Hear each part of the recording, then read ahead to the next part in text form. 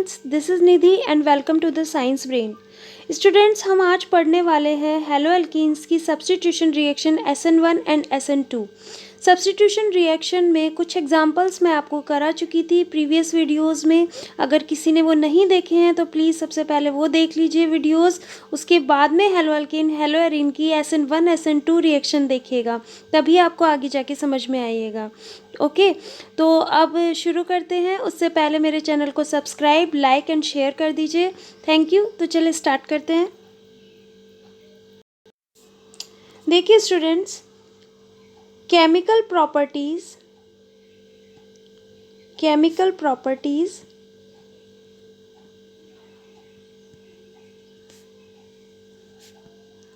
में सबसे पहले हम पढ़ेंगे सब्स्टिट्यूशन रिएक्शन। जैसा कि मैंने आपको बताया था कि सब्स्टिट्यूशन रिएक्शन वो रिएक्शन होती है जो कि एक एलिमेंट या एटम को सब्स्टिट्यूट करके दूसरा एलिमेंट जब उस जगह आ जाता है तो उस रिएक्शन को हम सब्स्टिट्यूशन कहते हैं, यानी सब्स्टिट्यूट हो जाना। तो ये दो टाइप की रिएक्शन होती है और ये बहुत ज़्यादा एग्ज़ाम की दृष्टि से बहुत ज़्यादा इम्पॉर्टेंट है, SN1 एंड SN2। बिल्कुल देखिए, लिखने का तरीका यही है, S substrate, N for nucleophile and 1 for unimolecular. तो इस रिएक्शन का नाम हो जाएगा यूनिमोलिकुलर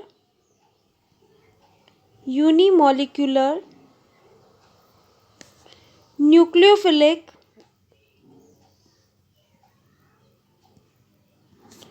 सब्स्टिट्यूशन रिएक्शन। ये सब्स्टिट्यूशन रिएक्शन एंड इसका नाम हो जाएगा बायमोलिकुलर न्यूक्लियोफिलिक सब्स्टिट्यूशन रिएक्शन। देखिए स्टूडेंट्स, ये SN1 जो रिएक्शन है, इसमें 1 का मतलब होता है यूनिमोलिकुलर, यानी इसमें जो पार्ट लेगा वो एक ही सबस्ट्रेट होगा, और ये N फॉर न्यूक्लियोफिलिक है और सब्स्टिट्यूशन है, यानी किसी भी सबस्ट्रेट को सब्स्टिट्यूट करके ये न्यूक्लियोफाइल ऐड होगा, इसलिए इसका नाम है unimolecular substitution reaction. And SN2 reaction में ये बायमोलिकुलर रिएक्शन है। इट मीन्स जो रिएक्शन में पार्ट करेंगे वो सबस्ट्रेट दो होंगे और इसीलिए ये न्यूक्लियोफिलिक है सब्स्टिट्यूशन रिएक्शन। तो substitution reaction are of two types, the first is SN1 and second is SN2। चलिए, तो अब हम लोग इसकी रिएक्शन करते हैं। फर्स्ट ऑफ ऑल स्टूडेंट्स, इस रिएक्शन में जो सबस्ट्रेट होता है वो ऑप्टिकल एक्टिव होना चाहिए। सभी जो टर्म्स हैं उनके मैं आपको मतलब क्या है वो बताती चली जाऊंगी, बस आप नोट करते चलिए और समझते चलिए। सबस्ट्रेट जो होना चाहिए वो ऑप्टिकली एक्टिव होना चाहिए। अब ये देखिए, ऑप्टिकल एक्टिव क्या भला है, हम देखते हैं। ऑप्टिकल एक्टिव का मतलब होता है कि जो कार्बन प्रेजेंट है दैट इज़ द किरल कार्बन होना चाहिए।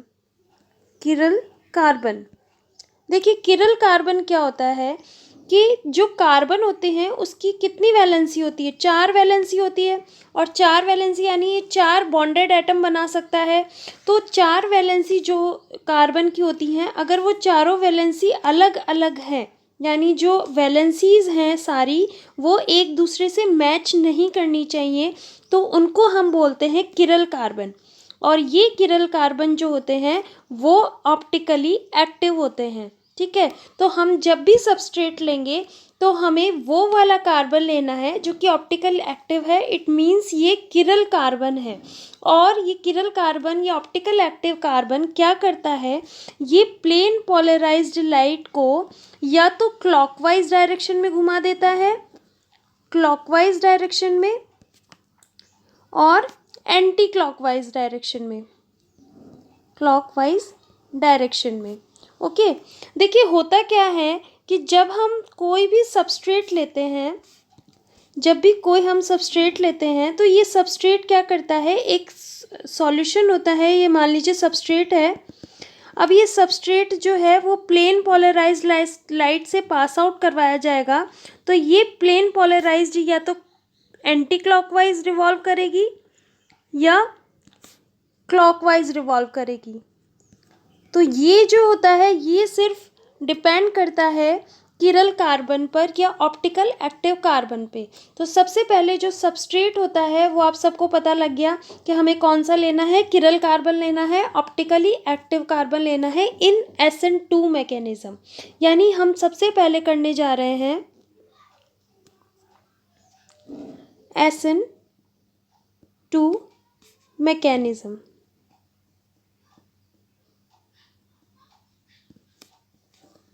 SN2 mechanism. अब देखिए SN2 मैकेनिज्म में क्या है। देखिए स्टूडेंट, सबसे पहले इसमें क्या करते हैं, एक कार्बन ले लेते हैं। Carbon is a tetrahedral structure, सभी को पता है टेट्राहेड्रल यानी 4 वैलेंसी रखता है। अब 4 वैलेंसी है तो they will be show sp3 hybridisation.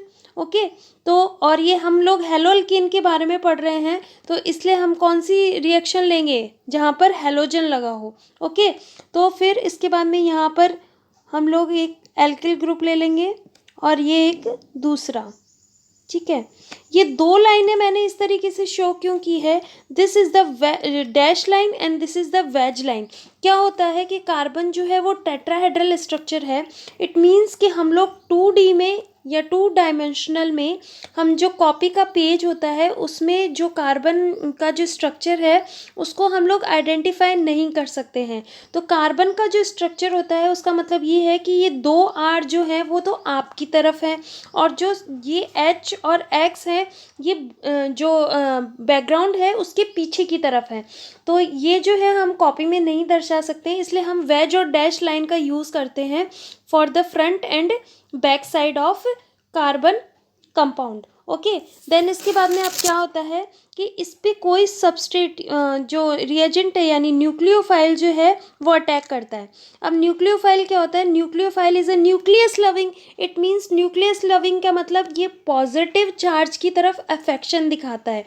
Nucleus में क्या होता है, पॉजिटिव चार्ज होता है, तो ये पॉजिटिव चार्ज की तरफ अट्रैक्ट करेगा। इट मीन्स ये कौन सा चार्ज कंडक्ट करके रखेगा, ये नेगेटिव चार्ज कंडक्ट करके रखेगा, क्योंकि नेगेटिव चार्ज जो होता है वही पॉजिटिव चार्ज की तरफ अट्रैक्ट करता है, अफेक्शन दिखाता है। तो न्यूक्लियोफाइल जो होगा वो नेगेटिव चार्ज होगा, या फिर हम ये भी कह सकते हैं कि this species is a electron rich species. इसका मतलब इसके पास इलेक्ट्रॉन कितने हैं, ज़्यादा है। तो ये वहाँ अटैक करेगा जहाँ पर इलेक्ट्रॉन डेफिशिएंट है यानी इलेक्ट्रॉन की कमी है। ठीक है, अब देखिए ड्यू टू मैंने आपको CX जो बॉन्ड होता है उसकी नेचर बताई थी कि X जो होता है वो इलेक्ट्रोनेगेटिव होता है। इलेक्ट्रोनेगेटिव होने के कारण ये क्या करता है, ये इलेक्ट्रॉन्स को खींचता है। तो जब ये कार्बन से इलेक्ट्रॉन को खींचेगा तो X के ऊपर पार्शियल कैसा चार्ज आ जाएगा, नेगेटिव चार्ज आ जाएगा, और इसके ऊपर कैसा चार्ज आ जाएगा, पार्शियल पॉजिटिव, क्योंकि अपने इलेक्ट्रॉन दे रहा है। तो पार्शियल नेगेटिव और पार्शियल पॉजिटिव चार्ज आ गया। अब हम लोग इसके लिए एक रिएजेंट यूज़ करते हैं, वो रिएजेंट होना चाहिए पोलर एप्रोटिक सॉल्वेंट। ये जो है ये सॉल्वेंट यूज़ होना चाहिए पोलर एप्रोटिक सॉल्वेंट। और पोलर एप्रोटिक सॉल्वेंट कौन सा होता है, CH3 C double bond O और ये CH3, इसको हम लोग एसीटोन बोलते हैं। पोलर एप्रोटिक सॉल्वेंट क्या होता है स्टूडेंट्स, कि जब हम ये ऑक्सीजन जो है इससे ये बॉन्ड ले लेगा तो इस पर कौन सा चार्ज आ जाएगा, पार्शियल पॉजिटिव, और इस पे कैसा चार्ज आ जाएगा, नेगेटिव। और इन दोनों के पास प्रोटॉन देने के लिए नहीं है, यानी डोनेट करने के लिए प्रोटॉन नहीं है। तो ये पोलर तो है क्योंकि पॉजिटिव और नेगेटिव चार्ज के कारण, लेकिन इनके पास प्रोटॉन देने के लिए नहीं है, इसलिए इसका नाम हो गया पोलर एप्रोटिक सॉल्वेंट। ओके, तो अब ये जो है कि SN2 रिएक्शन में क्या होता है कि जब ये नेगेटिव चार्ज जो है वो क्या हो जाएगा, देखिए मैं आपको फिर से स्टार्टिंग से बताती हूँ। देखिए ये हमने सबस्ट्रेट लिया यहाँ पे C, ये H, ये X, यहाँ पर हमने डैश लाइन से R बनाया और यहाँ पे वेज लाइन से भी R बनाया। ओके, उसके बाद में हम रिएक्शन करवाएंगे न्यूक्लियोफाइल की, that is negative charge, then इसके बाद में हम लोग लेंगे polar aprotic solvent. Okay, polar aprotic solvent आपको पता है एसीटोन है। अब क्या करेगा, न्यूक्लियोफाइल जो है वो अटैक करेगा। सबसे पहले ये निकलेगा, तो इसमें क्या होता है, इसमें कोई कार्बोकैटायन नहीं बनता है SN2 रिएक्शन में। SN2 रिएक्शन हमेशा एक ही स्टेप में कंप्लीट होती है, ये सिंगल स्टेप रिएक्शन है। ये बहुत ही इंपॉर्टेंट है, ध्यान रखिएगा। सिंगल स्टेप रिएक्शन है, ओनली वन स्टेप में होती है, इसमें कोई कार्बोकैटायन नहीं बनता, इसमें ट्रांजिशन स्टेट बनती है। ओके, तो अब क्या होगा कि ये X जो है वो रिमूव होगा यहाँ से और इस पर चार्ज आ जाएगा पॉजिटिव। तो अब ये न्यूक्लियोफाइल जो है वो अटैक करेगा। तो न्यूक्लियोफाइल जो है वो अटैक करेगा, तो वो बैक साइड से अटैक करेगा या फ्रंट साइड से अटैक करेगा। देखिए, जब ये फ्रंट, ये वाली जो साइड है, ये वाली जो साइड है ये फ्रंट साइड है और ये वाली जो है ये बैक साइड है।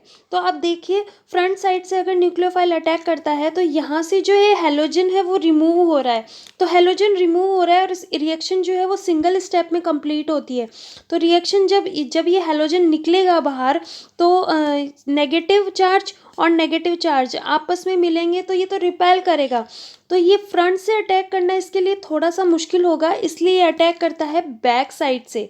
बैक साइड से अटैक करना इसके लिए इजीली है। तो फिर ये जब जैसे ही अटैक करेगा तो यहाँ पर क्या बन जाएगा, ये न्यूक्लियोफाइल जुड़ रहा है और ये हैलोजन निकल रहा है और ये एज इट इज़ R और ये R', मैं यहाँ पे R' लगा देती हूँ, ये R' एंड ये as it is this.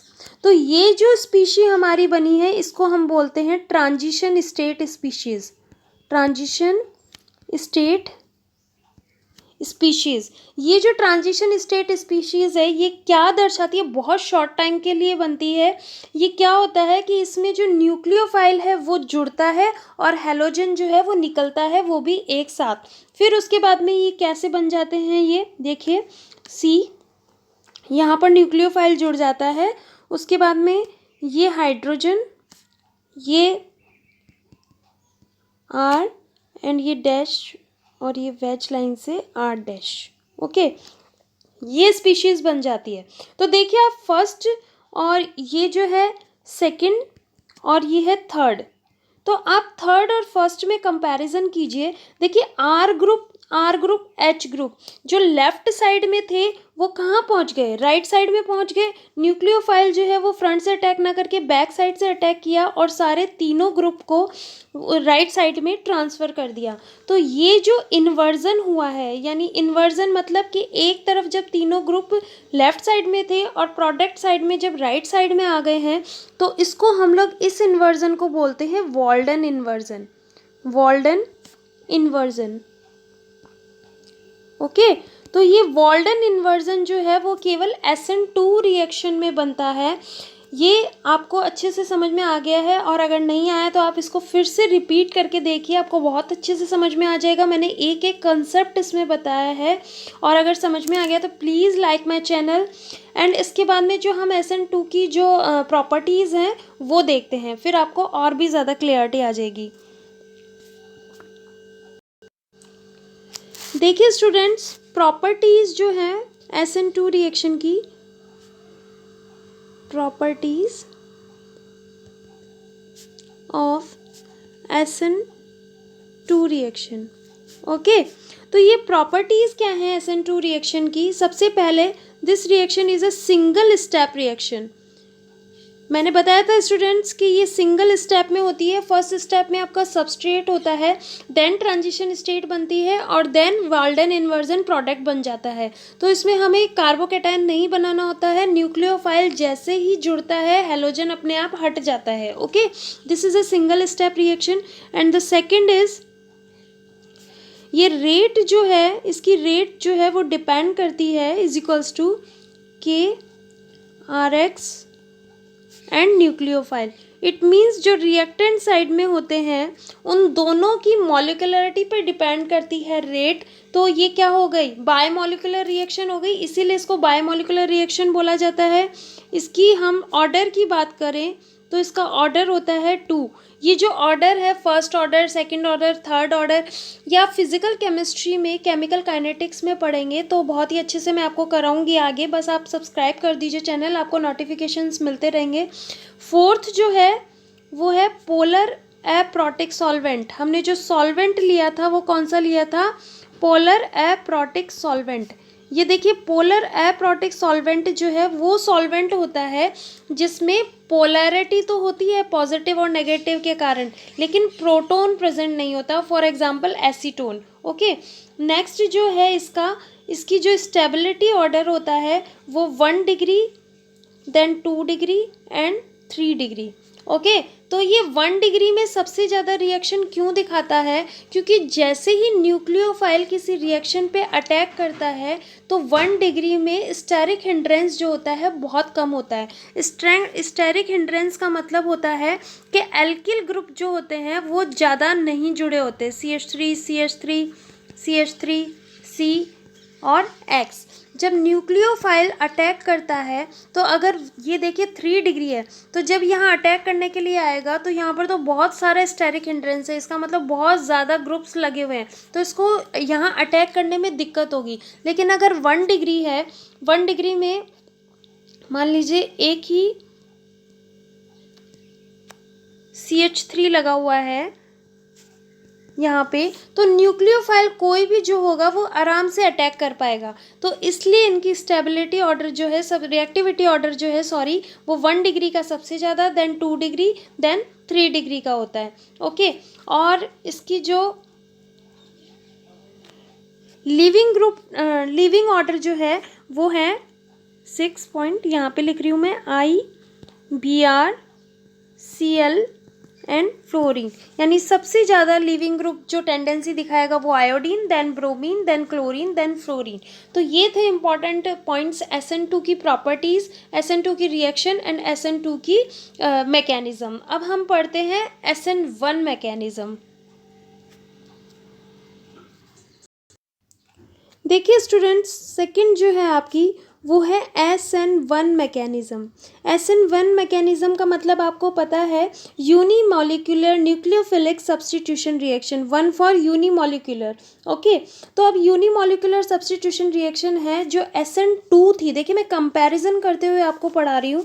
SN2 जो मैकेनिज्म थी वो ओनली 1 स्टेप में कंप्लीट होती थी, बट जो SN1 मैकेनिज्म है वो 2 स्टेप में कंप्लीट होती है। ओके, इसमें क्या होता है? सबसे पहले कार्बोकेटायन का फॉर्मेशन होता है।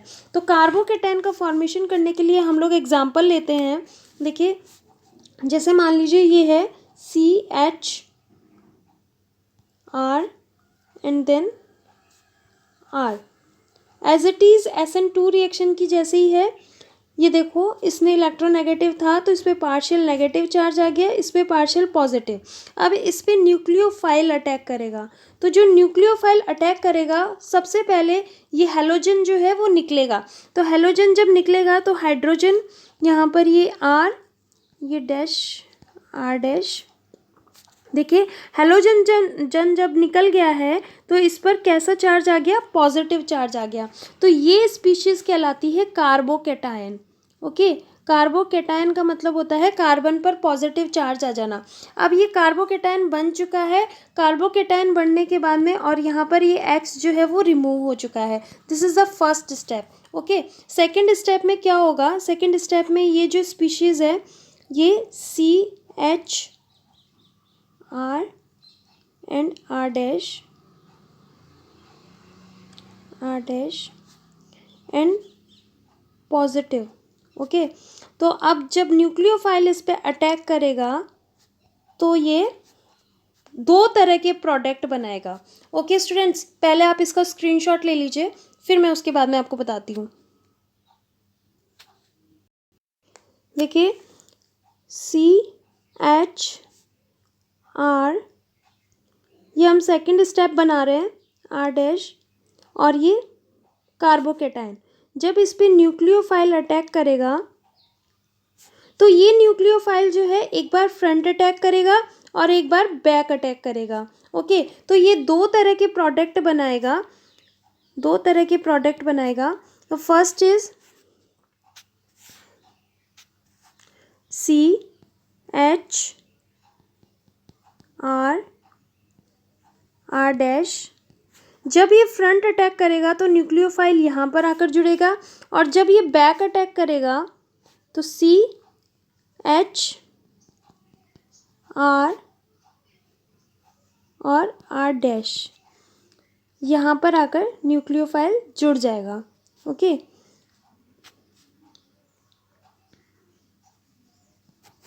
एक सेकेंड।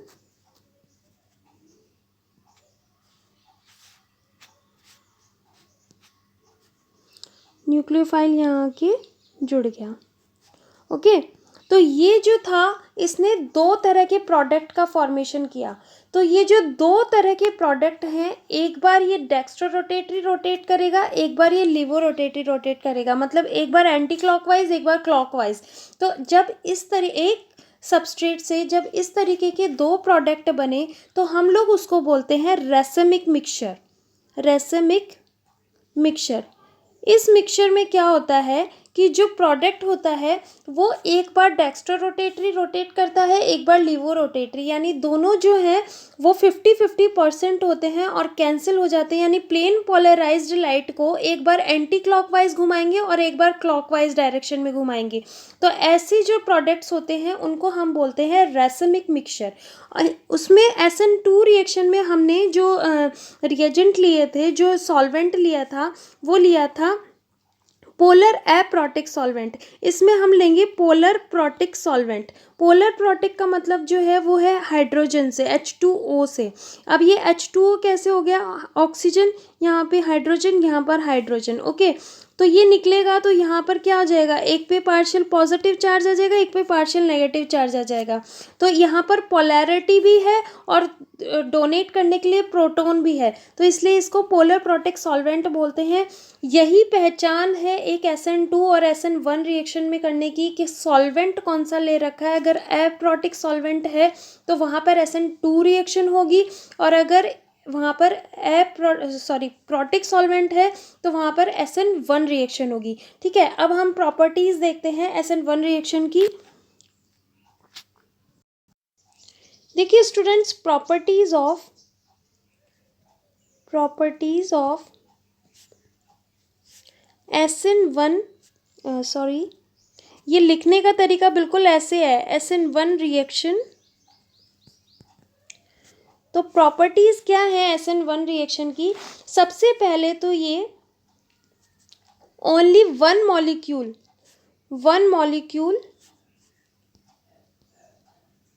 यूज फॉर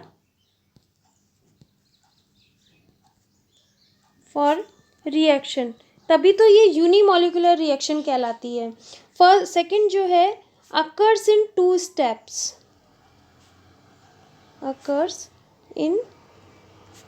2 स्टेप्स, ये 2 स्टेप्स में कंप्लीट होती है। थर्ड जो है इसमें पोलर प्रोटिक सॉल्वेंट यूज होता है।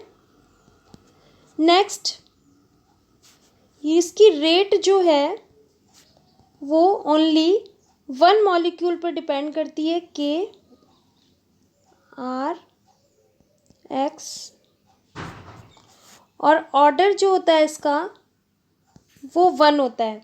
ओके, नेक्स्ट जो है इसका, ये रेसेमिक मिक्सचर फॉर्म करते हैं, रेसेमिक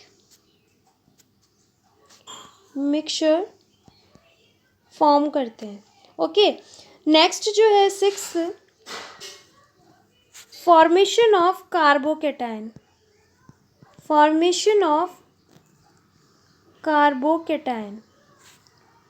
कैटायन। ओके, नेक्स्ट जो है इनकी जो रिएक्टिविटी ऑर्डर है वो है 3 degree, then 2 degree, then 1 degree, then CH3X। तो ये है प्रॉपर्टीज़ ऑफ SN1 रिएक्शन। तो मैंने आपको सबसे पहले SN2 रिएक्शन बताई है, देन उसके बाद में SN1 रिएक्शन, उसके बाद में SN2 की मैकेनिज़्म, फिर SN2 की प्रॉपर्टीज़, देन उसके बाद में SN1 मैकेनिज़्म की प्रॉपर्टीज़, और अब हम डिफरेंस या फिर कंपैरिजन देखेंगे SN1 और SN2 रिएक्शन में। देखिए this is the comparison between SN1 and SN2 mechanism. देखिए इसमें क्या है कि सबसे पहले SN1 जो होती है वो यूनिमॉलिक्यूलर न्यूक्लियोफिलिक सब्स्टिट्यूशन है, यानी एक ही इसमें मॉलिक्यूल यूज़ होता है रिएक्शन में, that is the biomolecular. SN2 में बायोमॉलिक्यूलर न्यूक्लियोफिलिक सब्स्टिट्यूशन इसमें दो यूज़ होते हैं। इसकी मॉलिक्यूलरिटी 1 होती है, इसकी मॉलिक्यूलरिटी 2 होती है। रेट जो है वो अगर मॉलिक्यूलरिटी 1 पे है तो एक पे ही डिपेंड करती है, ये दोनों पे डिपेंड करती है।